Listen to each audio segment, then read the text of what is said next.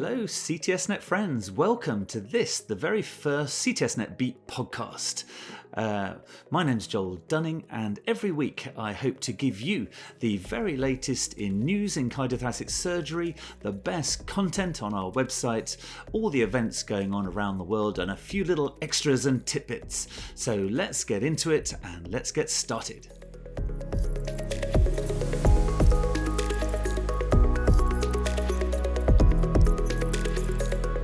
So, welcome CTSNet friends. The point of this podcast is for us to let you know about all the best news around the world. I'd love your help as well. If you've got any really interesting news items or something you'd love to show the world, then do drop me a line, joeldunning@doctors.org.uk, or drop us a line at CTSNet, and we'll tell the world about what the latest things are going on in your area. We're going to feature some really interesting news items. We're going to show you some great videos, and we're going to have a look at all the events going on. So I hope you can join us every week, and I'd love your feedback as well. Put a little note on the bottom of the video or send us an email, and we'll work together every week to have a look and see what's going on in the world. So let's get started. So the first interesting news item that jumped out at me was a report by Doximity, the digital platform for physicians. They've just published a 2023 physician compensation report for physicians in America. Now, Doximity have got 190,000 US doctors in all specialties, so they really do an amazing cross-section of the whole of America.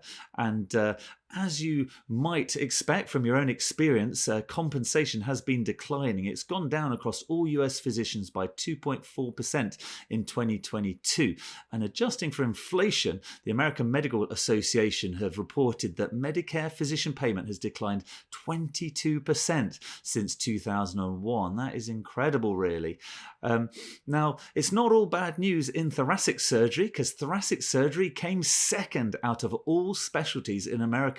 So if you're a fellow or you're considering thoracic surgery as a career, then it really is great. We're only beaten by the neurosurgeons. Neurosurgeons have the highest average salary in America of $788,000 a year, but we're not far behind with an average of $706,000. It was good to see that we beat the orthopedic surgeons. Isn't that great? The other fairly good news, if you're a budding thoracic surgeon, is that we came 7th in pay growth.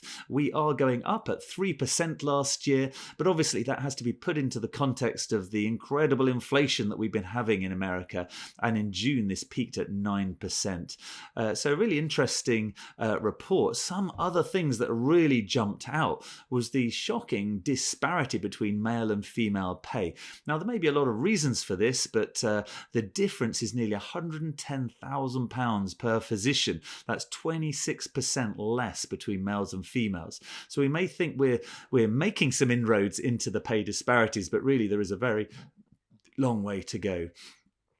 Finally, looking at health worker, how they're doing, the US General Surgeon said that happiness in medics all across America is at crisis levels, and Doximity did a survey of this, and really some of the findings are quite shocking. 86% of all physicians in the US reported being overworked, 2/3 are thinking about a career change, and 73% are thinking of early retirement. So, it really is a very tumultuous period in all medicine, really, in America. And I'm sure this is repeated in Europe and worldwide. So check out this report. It's available for free online through the link, through the CTSNet JANS link, which you can find below in the show notes.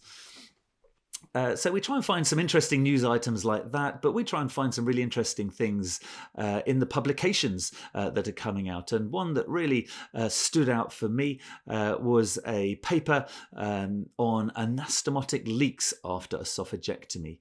This was presented at the Western Thoracic Surgical Meeting, and it's by Amina Elliott and Joe Schrager at Stanford University School of Medicine. And they analysed a 12-year period of 384 patients having Ivor Lewis esophagectomy. I was really pleased to see that over half of them were done minimally invasively, and they had quite a broad definition of leaks, but they analysed 55 patients who had an anastomotic leak. That's 16% of their database.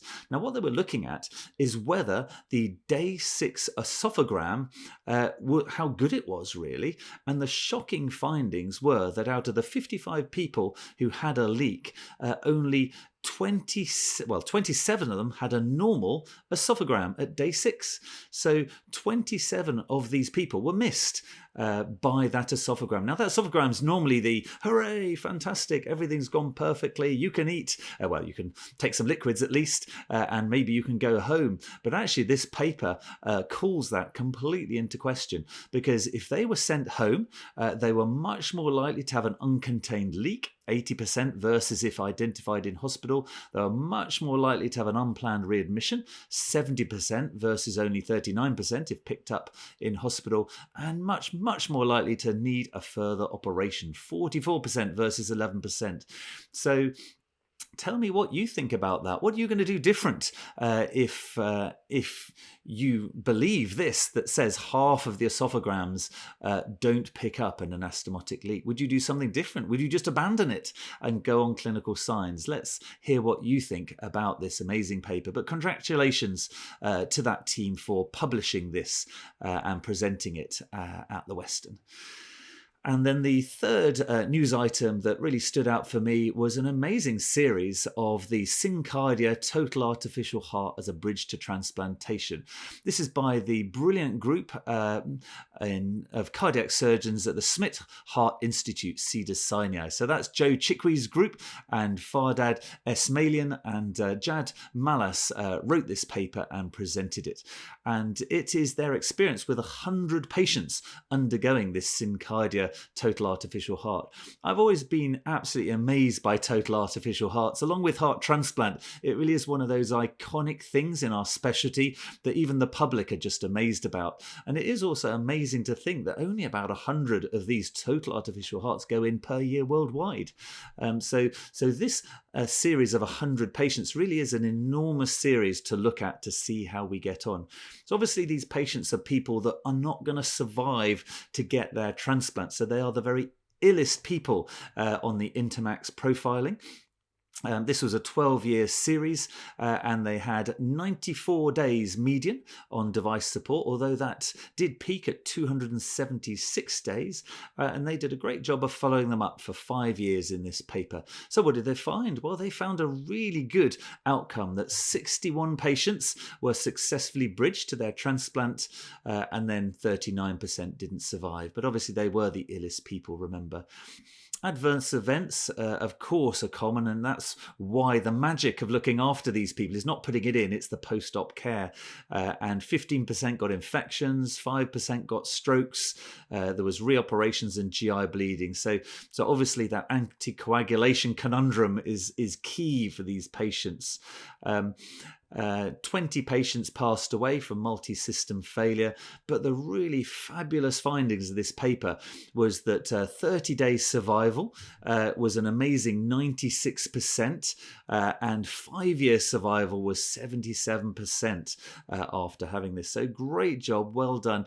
And if you're in a unit doing heart transplants, maybe it is time to have a look at this paper, to have a think about whether a total artificial heart could save some lives and bridge people successfully to a heart transplant. We're now going to have a look at some further content on CTSNet, and every week we do a featured profile. We profile surgeons from all around the world. Sometimes there are presidents of association or amazing people like Mark Ferguson or Thoracic and all sorts of incredible people leading our specialty. But this week we've got a really different person, and you won't have heard of her. Her name is Penelope Adinku. Now, why are we profiling her? Well, I met her last year in Accra in Ghana doing a mission, and Emily Farkas is out there this week in Ghana doing a humanitarian heart surgery mission, offering heart surgery to those who can't afford it. And she linked up with Penelope to have a chat to her, and we've put the show notes and even a little video surprise for you to have a look at. Now, Penelope is the first female cardiothoracic surgeon in Ghana and probably in the whole of West Africa. She's worked so hard, tirelessly to get there. She's faced endless barriers, as you might expect. Not just our Western barriers of people telling her she won't be up to it or she can't manage it, but also the Ghanaian barriers of really very low numbers of heart operations going on. I was actually horrified when I went to Ghana to see that in a population of 23 million people, and if that was 23 million people in England, we'd be doing 10,000 heart operations. They do about 150 operations a year in Ghana. So really, what a massive shortage, and it's mainly funding. People can't afford surgery. So with all that against her, Penelope has become a cardiothoracic surgeon at the National Cardiothoracic Centre in Accra. So congratulations to her. Check out what she says about this in our interview. And she really wants to improve her skills. She'd love to go and do a fellowship overseas and come back to serve the people of Ghana. So we'll try and follow her from time to time over her career, and maybe, you never know, you might bump into her in a meeting somewhere around the world. So great job, and great job, Emily. Emily's our global CTSNet editor, and she's going to try and bring out lots of stories from around the world, not just America and Europe, but Africa and India and China and South America, and bring out the real news from worldwide for you. So look out for Emily's posts from time to time. So the next really interesting video that we thought we'd have a look at was an unbelievable video. I'm going to tell you the title, and it does not even do justice. Reoperative aortic root and Cabral procedure with aortic arch and descending aorta replacement. That's what they titled it. Stanley Wolf presents this with Aminda Jassar Torsant from the Mass General Hospital. But that does not even half do justice to this incredible video. So settle down, put this on the big screen TV. Do not eat food while you're watching it, because you will cough it up, because it is incredible. This patient was a 63-year-old man who originally, not in their unit, presented with a type A dissection. He had a really big procedure the first time round. He had a Cabral procedure with a Bentles with a mechanical aortic valve replacement, an aortic arch replacement with a frozen elephant trunk. But then 5 years later, he presented to that peripheral unit where he was getting aneurysmal dilatation. So they did reduced stenotomy, carotid stenting, frozen elephant trunk, another arch replacement. Post-operatively, he got a tamponade. He had sternal dehiscence, and then finally got out of hospital.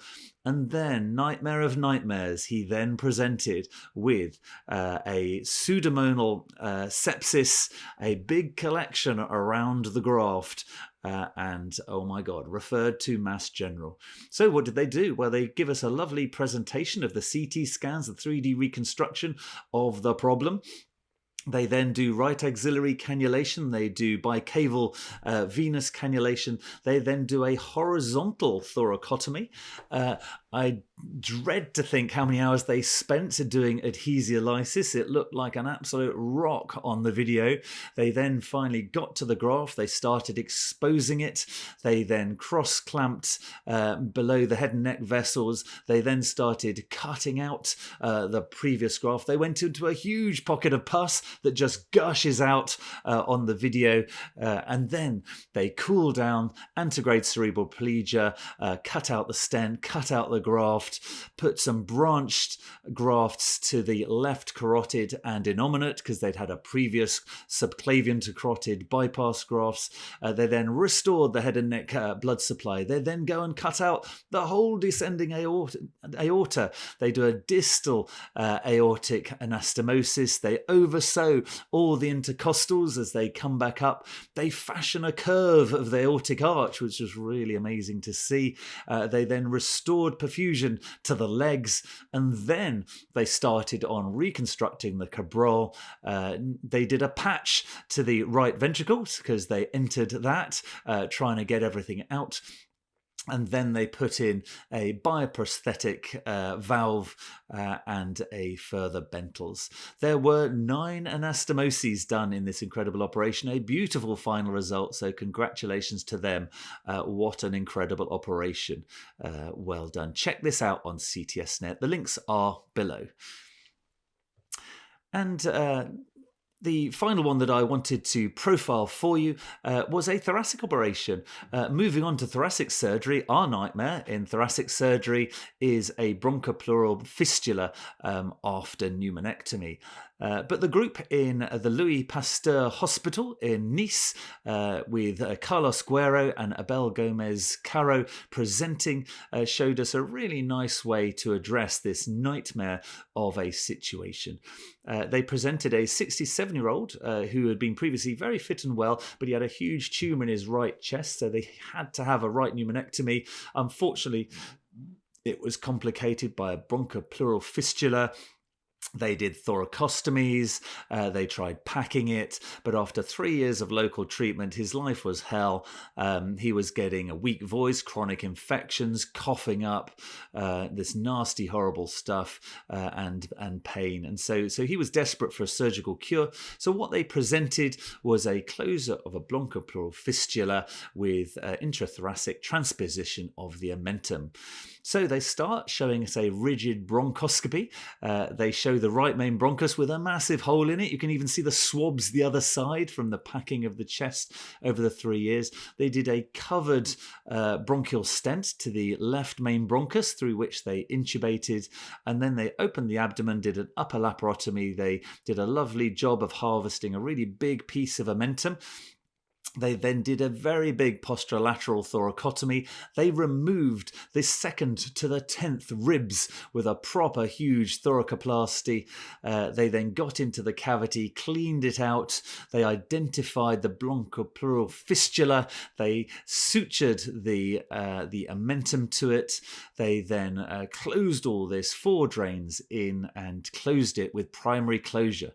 So well done. The patient obviously had a stormy course afterwards, but he got there, he got to hospital discharged, and they show some great pictures of a completely closed chest, no longer a massive hole in his chest with pus coming out, and I'm sure the patient was extremely delighted with their huge operation. So check this out if you have that same nightmare situation sometimes. I know we never want to go and try and close it definitively, do we? We try and persuade our patients that they would be happy living the rest of their life with a huge hole, but this does show what can be done.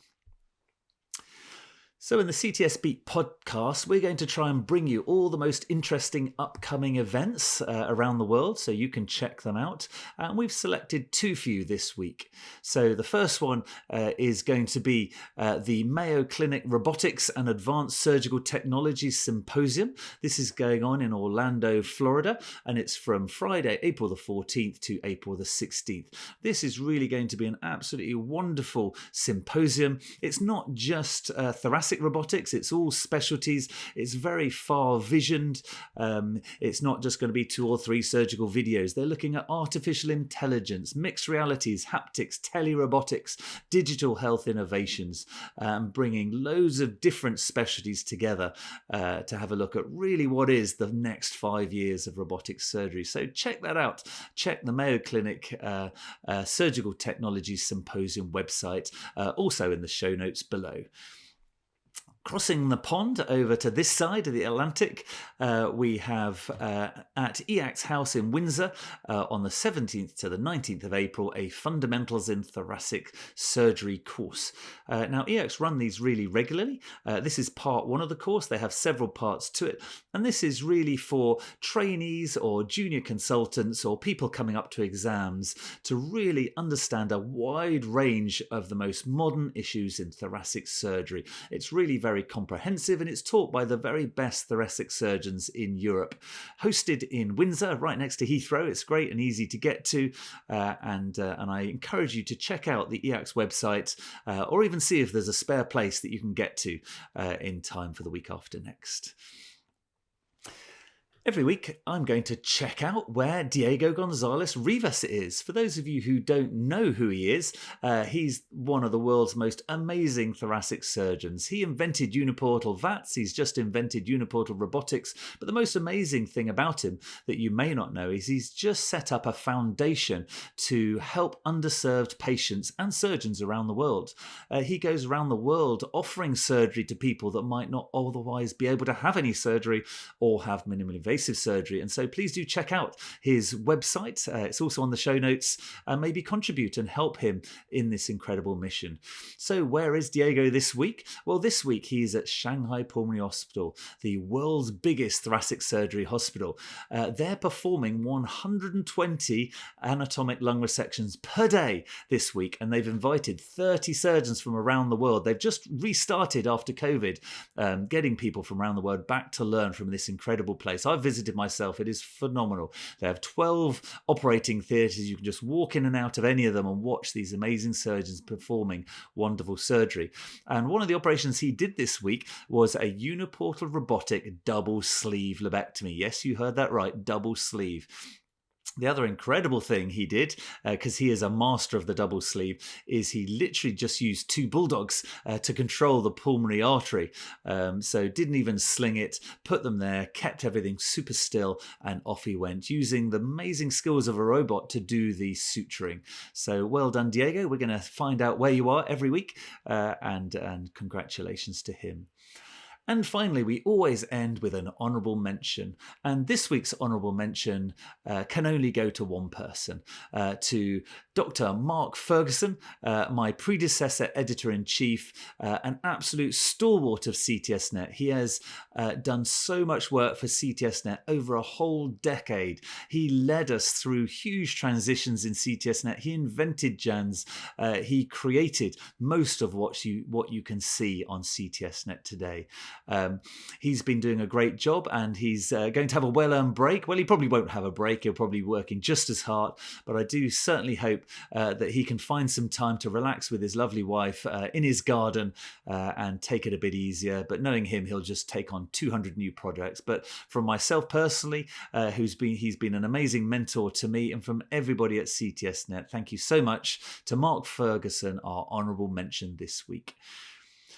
So that's it. That's our CTSNet podcast. We've got an audio version and videos, and we're going to be here every week. So dip in, dip out, or join us every week. And I really would love to hear from you. If you hear of something really interesting you'd like to profile, or you'd like me to profile your video, just drop us a line and we'll get you on the podcast. Who knows, we might even have some guests from time to time. If I go to some conferences, I might do some roving reports.